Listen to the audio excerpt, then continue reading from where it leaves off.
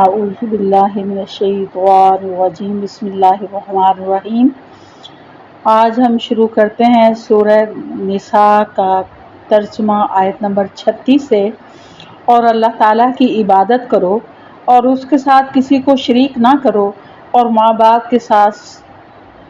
حسن سلوک کرو، اور رشتہ داروں سے اور یتیموں سے اور مسکینوں سے اور قرابت دار ہمسایہ سے اور اجنبی ہمسایہ سے اور پہلو کے ساتھی سے اور راہ کے مسافر سے اور ان سے جن کے مالک تمہارے ہاتھ ہیں، یعنی غلام اور کنیز۔ یقیناً اللہ تعالیٰ تکبر کرنے والے اور شیخی خوروں کو پسند نہیں فرماتا۔ جو لوگ خود بخیلی کرتے ہیں اور دوسروں کو بھی بخیلی کا حکم دیتے ہیں، اور اللہ تعالیٰ نے جو اپنا فضل انہیں دے رکھا ہے اسے چھپا لیتے ہیں، ہم نے ان کافروں کے لیے ذلت کی مار تیار کر رکھی ہے۔ اور جو لوگ اپنا مال لوگوں کے دکھاوے کے لیے خرچ کرتے ہیں اور اللہ تعالیٰ پر اور قیامت کے دن پر ایمان نہیں رکھتے، اور جس کا ہم نشین اور ساتھی شیطان ہو، وہ بدترین ساتھی ہے۔ بھلا ان کا کیا نقصان تھا اگر یہ اللہ تعالیٰ پر اور قیامت کے دن پر ایمان لاتے اور اللہ تعالیٰ نے جو انہیں دے رکھا ہے اس میں سے خرچ کرتے۔ اللہ تعالیٰ انہیں خوب جاننے والا ہے۔ بے شک اللہ تعالیٰ ایک ذرہ برابر ظلم نہیں کرتا، اور اگر نیکی ہو تو اسے دگنی کر دیتا ہے، اور خاص اپنے فضل سے بڑا ثواب دیتا ہے۔ پس کیا حال ہوگا جس وقت ہر امت سے ایک گواہ ہم لائیں گے، اور آپ کو ان لوگوں پر گواہ بنا کر لائیں گے۔ جس روز کافر اور رسول کے نافرمان آرزو کریں گے کہ کاش انہیں زمین کے ساتھ ہموار کر دیا جاتا، اور اللہ تعالیٰ سے کوئی بات نہ چھپا سکیں گے۔ اے ایمان والو، جب تم نشے میں مست ہو نماز کے قریب بھی نہ جاؤ جب تک کہ اپنی بات کو سمجھنے نہ لگو، اور جنابت کی حالت میں جب تک کہ غسل نہ کر لو۔ ہاں، اگر راہ چلتے گزر جانے والے ہو تو اور بات ہے، اور اگر تم بیمار ہو یا سفر میں ہو، یا تم میں سے کوئی قضائے حاجت سے آیا ہو، یا تم نے عورتوں سے مباشرت کی ہو اور تمہیں پانی نہ ملے، تو پاک مٹی کا کسد کرو اور اپنے منہ اور اپنے ہاتھ مل لو۔ بے شک اللہ معاف کرنے والا بخشنے والا ہے۔ کیا تم نے نہیں دیکھا جنہیں کتاب کا کچھ حصہ دیا گیا اور وہ گمراہی خریدتے ہیں اور چاہتے ہیں کہ تم بھی راہ سے بھٹک جاؤ؟ اللہ تعالیٰ تمہارے دشمنوں کو خوب جاننے والا ہے، اور اللہ تعالیٰ کا دوست ہونا کافی ہے، اور اللہ تعالیٰ کا مددگار ہونا بس ہے۔ بعض یہود کلمات کو ان کی ٹھیک جگہ سے ہیر پھیر کر دیتے ہیں اور کہتے ہیں کہ ہم نے سنا اور نافرمانی کی، اور سن اس کے بغیر کہ تو سنا جائے اور ہماری رعایت کر، لیکن اس کہنے میں اپنی زبان کو پیچ دیتے ہیں اور دین میں طعنہ دیتے ہیں۔ اور اگر یہ لوگ کہتے کہ ہم نے سنا اور ہم نے فرما برداری کی، اور آپ سنیے اور ہمیں دیکھیے، تو یہ ان کے لیے بہت بہتر اور نہایت ہی مناسب تھا، لیکن اللہ تعالیٰ نے ان کے کفر کی وجہ سے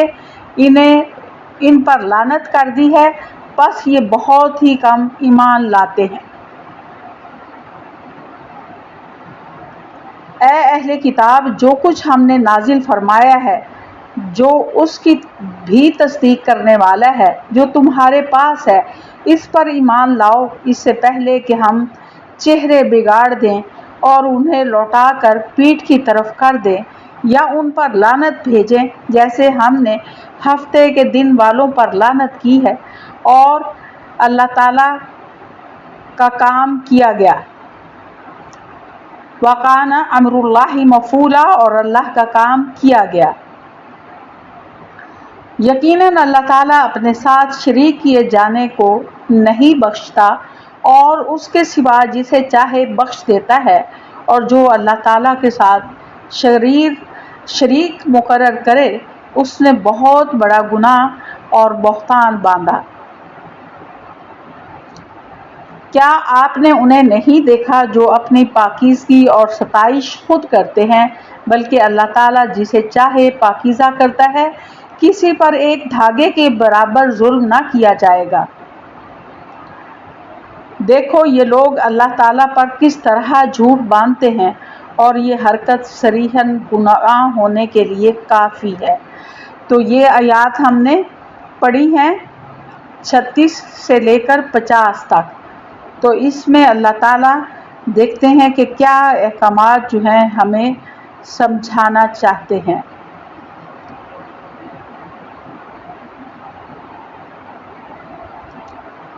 اس میں اللہ تعالیٰ نے اپنے مالوں کو خرچ کرنے کا حکم دیا ہے، اپنے رشتہ داروں کے ساتھ جو ہے اللہ کی عبادت کرنے کا حکم دیا ہے، اور اپنے والدین کے ساتھ حسن سلوک کا،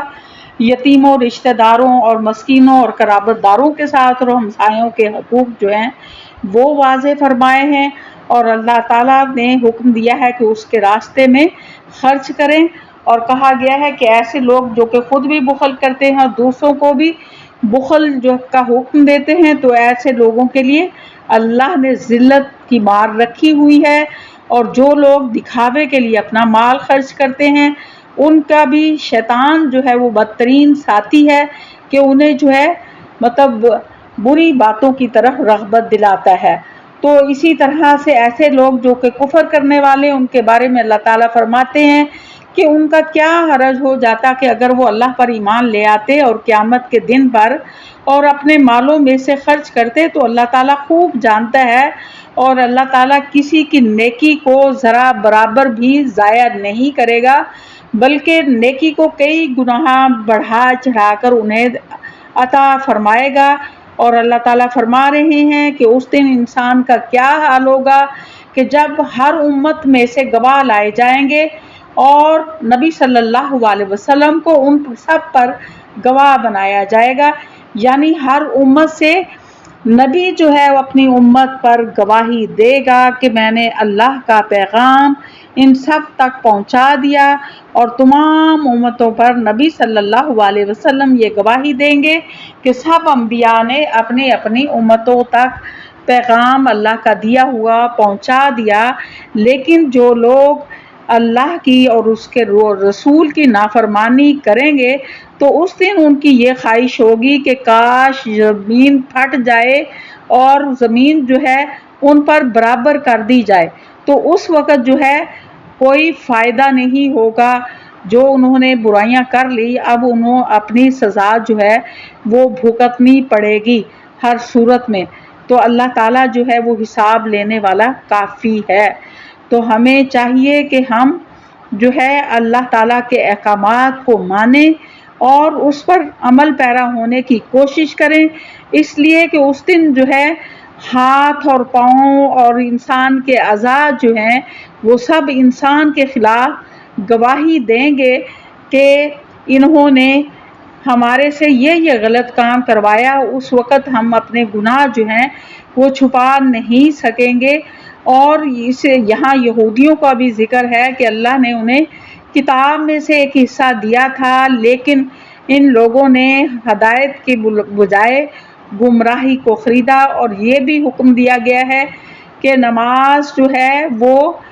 جو ہے اس کے تیمم کا حکم فرمایا ہے کہ پانی نہ ملے تو تیمم کر لو، اور اسی طرح سے نشے کی حالت میں نماز کے قریب جانے سے منع کر دیا ہے، یعنی کہ شراب جو ہے اس کو قطعاً طور پر ہر نشہ آور چیز جو ہے اس کو اللہ نے حرام قرار دیا ہے، اور بتایا ہے کہ جو بھی اللہ پر جھوٹ باندھے گا تو یہ بہت بڑا گناہ ہے، اور یہ حرکت جو ہے وہ کافی ہے کہ اللہ تعالیٰ اس کے گناہ جو ہے اس پر واضح کر دے گا۔ وآخر دعوانا الحمدللہ۔